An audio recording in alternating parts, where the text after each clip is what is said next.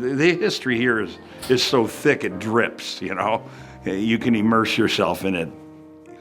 Went to Plymouth High School back in the late 60s, early 70s, and eventually would come back and coach and teach here.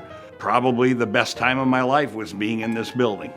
One of the highlights of our high school experience was in 1961, our swim team won the Class A championship. And you know, we were the smallest Class A school.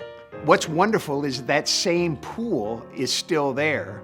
And in fact, there are people investing in making sure that it keeps improving. Plymouth High was just a great place to attend.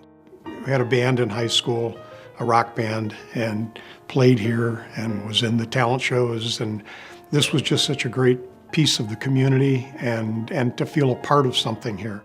This building has been here for over 100 years. It is irreplaceable. Its value cannot be overstated.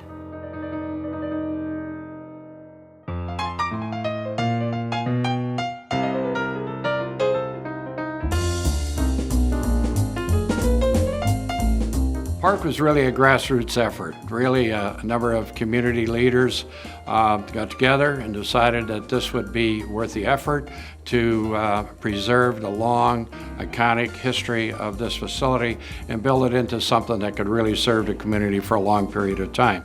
But when I look here at all the groups, it's a musical group or a theater group or a visual arts group that finally has space where they can do something, and it's space that works. And it's affordable. Being at PARC has enabled me to expand my class size and also the different experiences that I can offer to students.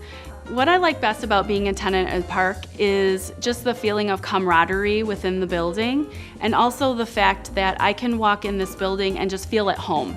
And it just has a very warm, inviting energy.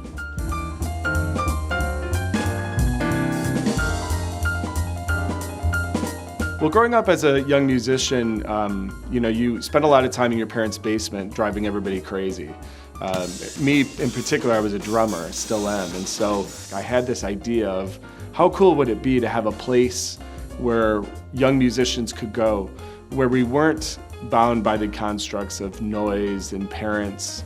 When PARC made the decision to become an arts and recreation complex, it became very clear that this would be the perfect home for In the Band. The Michigan Philharmonic Youth Orchestra was started in 2003, but it has grown from 7 students to about 120.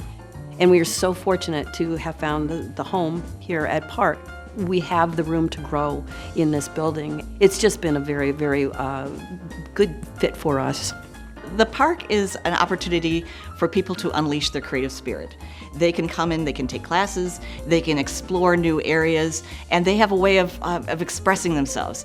And this is what's going to change the world. It's going to be able to unleash their creativity onto the world, and this is a great foundation, a great place to start.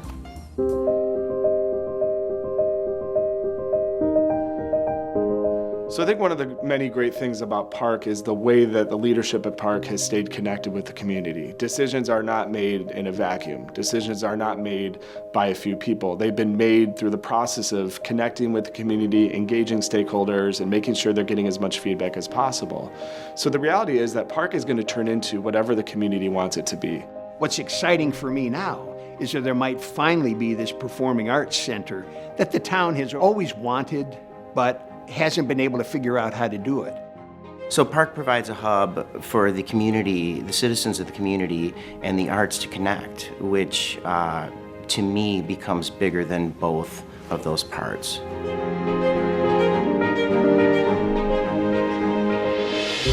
A facility like PARC has the ability to transform a downtown that is already a destination. To have this facility restored, to have it full of life and almost at full occupancy in just a couple short years, I think proves the power of an arts and recreation complex and what that can mean to a community like Plymouth. It provides essential services, and it fills in many of those recreation and cultural gaps that we at the township level can't provide. I think the park is one of those unique things that we have an opportunity to preserve, and without the support of the community, this is all going to go away. And if it does, we're going to lose that big piece of history. We're going to lose that draw to this community that makes it such a great place to live. So why did Patty and I buy the iconic Plymouth High and Central Middle School? And why do we strongly support what PARC can become for the community? Because for Plymouth,